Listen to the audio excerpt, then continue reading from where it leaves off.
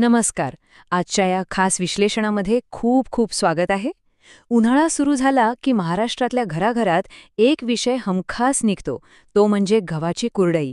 ही पारंपरिक रेसिपी थोडी अवघड आणि कष्टाची मानली जाते, हे खरंय. पण आज आपण या प्रक्रियेमागचं विज्ञान आणि अचूक तंत्र इतक्या सोप्या पद्धतीने उलगडणार आहोत की ही सगळी गुंतागुंत अगदी सहज आणि सोपी वाटेल. चला तर मग कुरडईच्या या मास्टर क्लासमध्ये थेट प्रवेश करूया. काचेसारखी अगदी पांढरी शुभ्र आणि तेलात टाकताच चक्क चौपट फुलणारी कुरडई. ऐकूनच तोंडाला पाणी सुटलं ना. कुरडई तळल्यावर जेव्हा ती एकदम पांढरी दिसते आणि तोंडात टाकताच तो जो कुरकुरीत आवाज येतो, आहाहा. पण असा अचूक रिझल्ट मिळवण्यासाठी काही ठराविक नियम पाळावे लागतात. आज आपण तेच रहस्य उलगडणार आहोत. ही संपूर्ण प्रक्रिया समजून घेण्यासाठी आधी याची रूपरेषा पाहूया. हा काही एका दिवसाचा खेळ नाही, तर ही साधारण 8 दिवसांची एक सुंदर वैज्ञानिक प्रक्रिया आहे. पहिल्या 3 दिवसात गहू भिजवणे, चौथ्या दिवशी चीक काढणे, 5व्या दिवशी चीक शिजवणे आणि पुढचे 3 दिवस कडकडीत उन्हात कुरडई वाळवणे. ही कालमर्यादा एकदा डोक्यात फिट बसली की हे मोठं वाटणारं काम अगदीच सुटसुटीत आणि आटोपशीर वाटू लागतं. चला, यातील पहिल्या आणि अतिशय महत्त्वाच्या टप्प्याकडे वळूया. कुठल्याही उत्तम गोष्टीची सुरुवात ही संयमी आणि योग्य पूर्वतयारीनेच होते. तर सुरुवात करूया गव्हापासून. इथे आपण बरोबर 2 किलो स्वच्छ गव्हाचे प्रमाण घेतले. हे गहू 2 ते 3 वेळा पाण्याने अगदी स्वच्छ धुवून घ्यायचे. त्यानंतर स्टील किंवा प्लास्टिकच्या एका मोठ्या डब्यात गहू पूर्ण बुडतील एवढ्या भरपूर पाण्यात ते ठेवायचे आहेत. आता इथली सर्वात महत्त्वाची गोष्ट म्हणजे सलग 3 दिवस या गव्हाला अजिबात डिस्टर्ब करायचं नाही. त्यांना शांतपणे पाण्यात भिजून फुलू द्यायचं.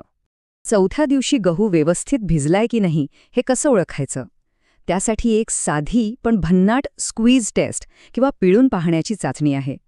गव्हाचा एक दाणा घ्यायचा आणि 2 बोटांमध्ये हलकासा दाबायचा. जर त्यातून पांढरा चीक अगदी सहज पॉप आऊट झाला किंवा बाहेर आला तर समजून जायचं की गहू पुढच्या प्रक्रियेसाठी एकदम तयार आहे. ही एक अतिशय व्यावहारिक आणि खात्रीशीर पद्धत आहे.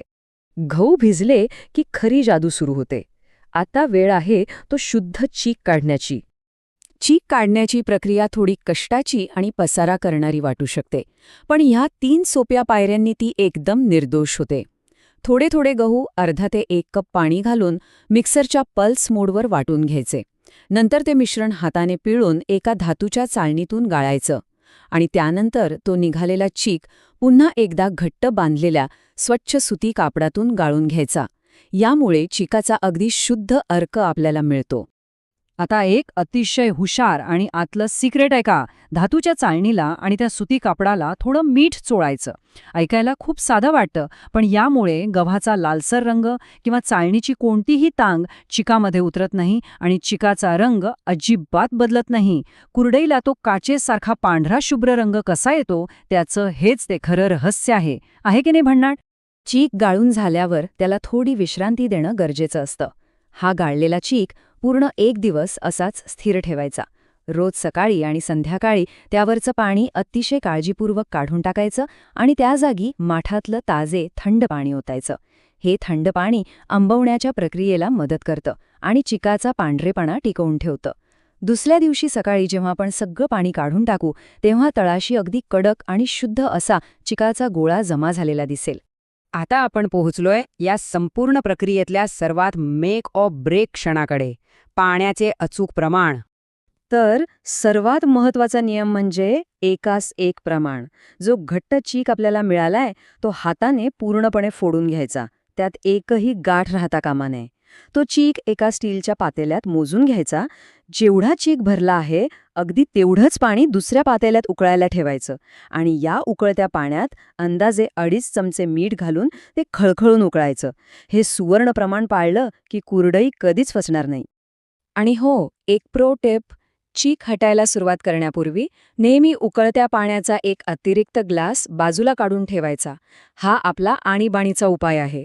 जर चीक शिजवताना तो अचानक खूप जास्त घट्ट वाटू लागला तर हे गरम पाणी मदतीला येतं.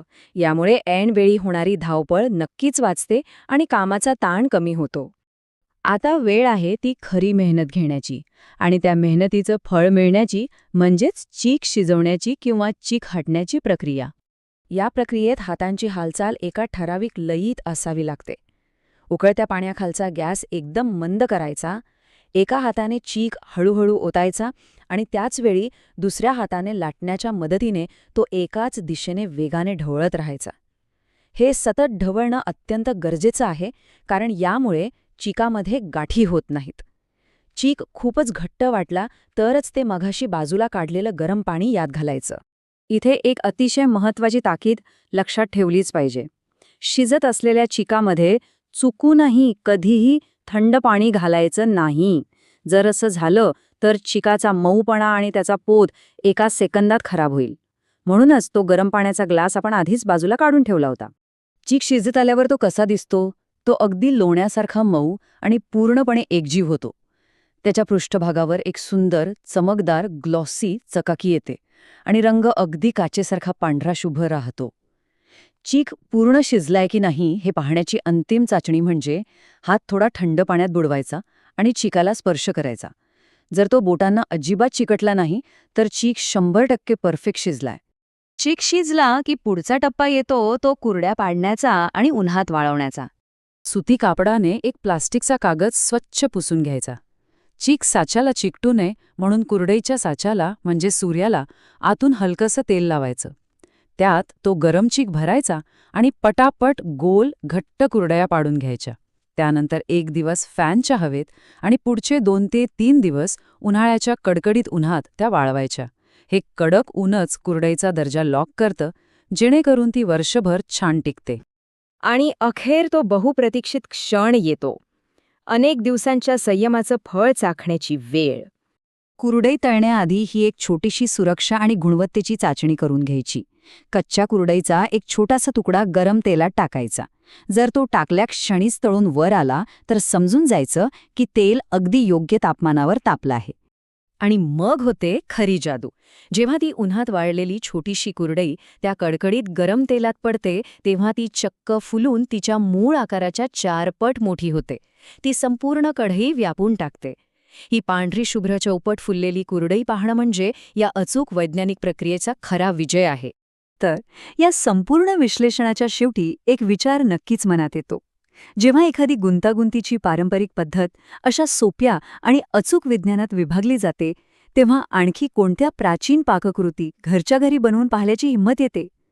नक्की विचार करा आणि आपल्या स्वयंपाकघरात हे प्रयोग करून पहा. आजच्या या विश्लेषणात सहभागी झाल्याबद्दल खूप खूप धन्यवाद. अशाच एका नव्या आणि रंजक विषयासह पुन्हा भेटूया.